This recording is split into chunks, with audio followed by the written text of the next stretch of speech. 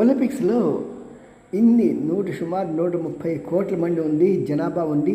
ప్రపంచంలో చైనాని మించిపోయిన జనాభా కలిగిన మన భారతదేశం ఒలింపిక్స్లో పథకాలు ఎందుకు తెచ్చుకోవటం లేదు అనేది ఒకసారి ఆలోచించామంటే, 32 రంగాలు ఉంటే 32 రంగాల్లో మనం పాల్గొంది కేవలం 16 డివిజన్స్లోనే.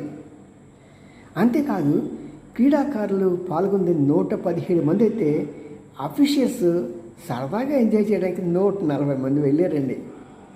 మరి నేను ఈ మధ్య ఒక కార్టూన్ చూశాను.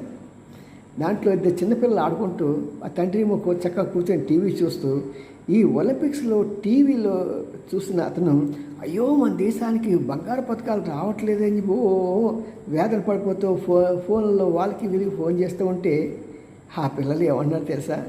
మమ్మల్ని బయటికి వెళ్ళటానికే పంపించాడు డాడీ, మరి పథకాలు అక్కడి నుంచి వస్తాయి అని విసుక్కున్నారండి.